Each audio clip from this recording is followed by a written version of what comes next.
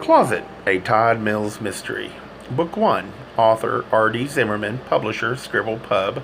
Minneapolis, Minnesota. Narrator Eric Aust. Chapter 13. Todd bought a plot for them both. It was on a gentle hillside close to several towering oaks and a pond, in the depths of Gracewood Cemetery, the priciest place to be buried in the Twin Cities. He'd already ordered a headstone to Minnesota granite from Cold Spring. Michael would have liked that, and there was a space for Todd as well, although Janice had balked a bit at that one. "Don't box yourself in just yet," she advised. "After all, you're barely 40, and already I'm so tired," he replied. "Here, I'd been married and divorced, and now in a gay relationship and widowed. It's just more than I wanted, more than I expected." "I'm sure, but there are plenty of other fish in the sea. Don't forget. How about stallions? I like that image better." "Okay, then, let me put it this way. Wouldn't you like another horse in your herd? As long as he's not a gelding." Way funny, Todd, way funny. Just one more, he hoped. That would be plenty. But regardless of who Todd might meet and form a relationship with, he wanted it to be there in Gracewood, right next to Michael. In the end of ends, Michael had never liked being alone. In fact, he'd been afraid of growing old with no one else in his life. Well, he hadn't had the chance to get old, and Todd felt the least he could do was to make sure he wasn't lying alone forever. Todd owed Michael that much. If by chance that meant bringing along someone else, Todd's next partner, perhaps then that's where they'd all go, right there in the fertile soil of Gracewood Cemetery. He laughed at the thought of it. A threesome. Michael would finally get his fantasy, for all of eternity, no less. The funeral took place 4 days after the murder, not long after the police released the body, and just as soon as the undertaker could prepare it. It had threatened to rain, but the wind came up and the skies cleared, and so Michael Carter was laid to rest on one of the last warm, sunny days of the year. 15 minutes before the service began, Todd, Michael's sister, Maggie, her kids, and Rick, her estranged husband, all gathered in a small private room at the rear of the cemetery's chapel. Is my tie all the way up, Maggie?" He always asked that question right before he went on the air. "Is my tie up?" He hated having a small bit of shirt showing above the knot of a tie, but the question was more like a ritual before a performance. A final check-in with his ego, and this felt like a performance. How many people were out there? Hundreds? He'd peeked through the heavy oak doors. Who were all these people, and where had they all come from? If they were all Michael's friends, why were there so many he'd never seen before? Maggie was smoothing down the hair on one of her son's head. She glanced over at Todd and said, "What?" Oh, sure." Rick crossed over to him, gave a closer inspection. "But it's not quite straight." Reaching forward, he said, "Here, let me, buddy." "Thanks," said Todd, standing still in his charcoal gray suit, as Rick fixed the errant tie. "You hanging in there?" "More or less. This is going to be tough." "Yeah." Todd nodded his head toward Maggie, Joshua, and Jason, and in a hushed voice asked, "How about you? How's your family unit doing?" "Maggie's having a real hard time, of course. She and Michael were so close, you know." Rick hesitated, then added, "But it's nice for me to be needed. I'm glad there's something I can do for her, actually. Maggie and I haven't spent this much time together for months, and I think she's appreciating it as much as I am. I know the kids are. I just wish the circumstances were different." The service began a few minutes later, with the voices of a gay man's choir filling the chapel and seeping back to the waiting room. Todd heard the deep, soothing voices, went over to Maggie and kissed her on the cheek. The minister who was waiting out there had told them this was their cue. "Ready?" he asked. She reached out and hugged Todd, held on to him, bit her bottom lip. He embraced her, and they stood for a few seconds, locked on the memory of Michael. This was awful for her. He knew. Her parents had died 5 years ago, and now her only sibling, and her marriage was hovering on the brink of divorce. She was as strong as Michael, but could she pull through all of this? I hope I'll still be invited for Sunday night dinners, he said. She wiped her eyes, kissed him briefly on the cheek, saying, "You'd better. We're going to need you, the boys and I." He took her hand, and the two of them started out, followed by Rick and Jason and Joshua. They passed through the door into the chapel and to the music. The place was so packed that there were 15 or 20 people standing at the rear of the chapel, and suddenly all eyes were upon Maggie and him. Todd glanced over the sea of faces, saw that about two-thirds of them were men, but recognized hardly anyone. There was Janice in a simple black dress, seated in the second row. A few people from Michael's office, a handful of other friends. It shocked Todd, though, to see so many unfamiliar faces. Certainly some were Maggie's friends, but he had no idea Michael had known this many people. Or were they mostly well-wishers, gay men who'd read about the service and wanted to be supportive? Todd's eyes beaded with tears, and he slowed, almost stopped before they reached the front pew. At the cemetery gates, he'd caught sight of the Channel 7 van and Sidney Wilson, not to mention a handful of newspaper reporters, lingering just outside the chapel. It had been like this all week, the media hounding him, calling, wanting interviews, anything they could mask as news. They and a handful of others had been hanging out in front of his building, wanting a sighting at least, but in here there was none of that. Sure, all the eyes were upon him, and he wanted them to see him, Todd Mills, as he really was.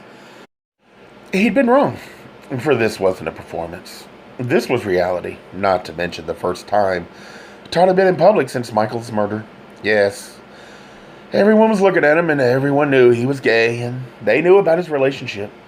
Dear God, here he was, coming out at Michael's funeral. Without Michael, a surge of grief and guilt passed over Todd. Maggie, Rick, and the boys sat down, but Todd didn't. As the choir sang, he looked at Michael's dark coffin. He was in there, alone, his eyes shut forever. Suddenly, Todd was crossing the empty space between him and the coffin, and then he was placing both his hands upon it. He stood there, his palms warming the wood, trying to imagine Michael. Michael. He bent down, kissed the coffin, and returned to the pew and sat down. His mother had been right. She'd wanted to come up for the service, insisted Todd needed her, but he'd said no. Don't. There was too much going on. He was afraid he'd have to take care of her and couldn't imagine entertaining her, so to speak. But now he was sitting on the pew between Maggie and Rick, and he wished his mother were there, placing his left hand to his face. He started to cry again, and for only the second time in his adult life. He didn't hold himself in check. The voices of the men's choir rolled over him, and he looked over at the dozen men, saw one of them staring back at him. It was Jeff Barnes, a heavy-set man, bald, small eyes, and probably Michael's oldest friend. The two had not only gone to elementary school together, they'd been inseparable. For along with one other boy, they'd made up the Banditos, a group of three once infamous in Linden Hills. And Jeff, who'd had nothing but disdain for Todd and his insistence on a closeted relationship, now gave Todd a cold glare. The service began, led by a woman minister, a lesbian neither Michael nor Todd had known, but who was well respected within the gay community. Todd had asked her to preside because she was sure to understand all the nuances of Michael's life, their relationship, what had happened. She spoke, this woman with the plain face and short dark hair and black robe, for some 5 minutes, about love, knowing no boundaries. About love everlasting. Todd heard it, but didn't hear it. He stared at the coffin. Why had they fought about that stupid promotion? Why hadn't he been home the following night? If he had, none of this would have happened, right? If only he could do it over. Not merely that night, but the last 4 years, with the absence of Michael looming right in front of him. Todd realized the emptiness he now faced.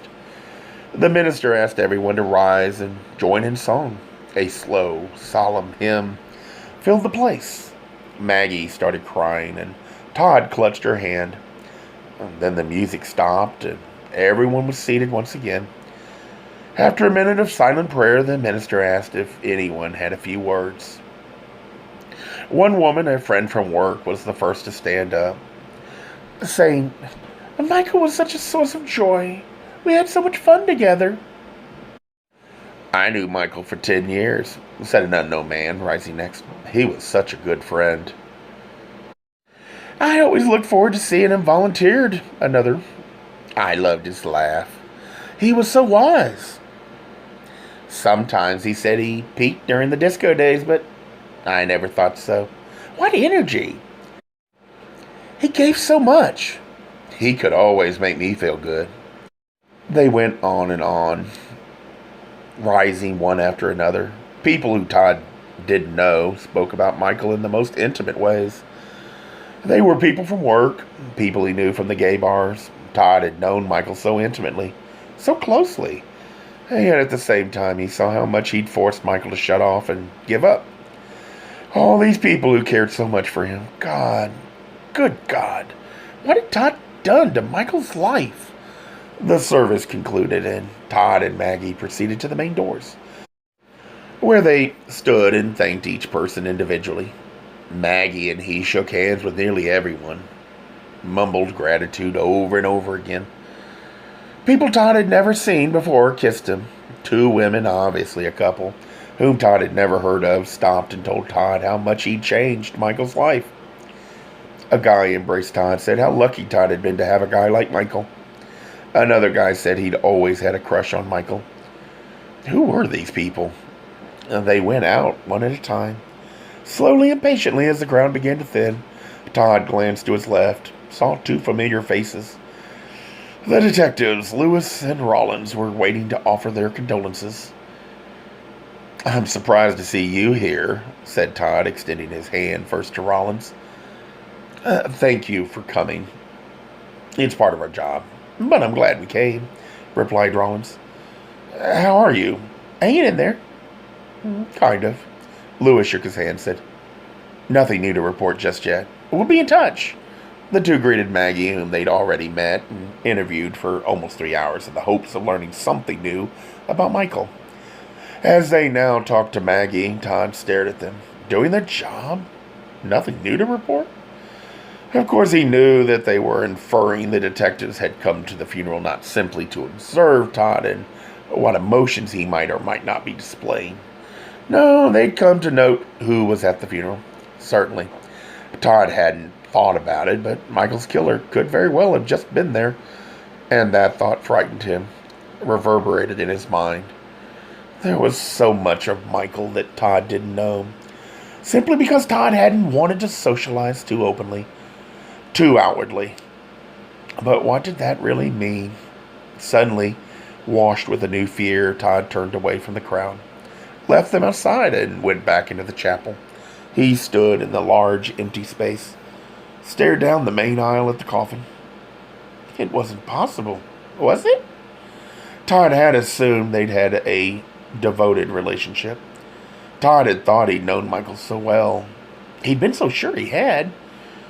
Yet today, seeing all these unfamiliar faces, he saw how wrong he might be. Specifically, thought Todd to himself, could there have been another man in Michael's life? And was that who he'd let into his home that fateful night? A Gay Mysteries audiobooks. I think it is easy to hate a label, but a face humanizes the word. So this effort is twofold: to offer comfort to those like myself that your world didn't end because you don't fit into the view of acceptable society on both sides, and in hopes of helping those with family that are LGBTQ, that it doesn't mean we are aliens from the child they once knew. Reassure them so they can maybe be supportive at the same time, being true to their values.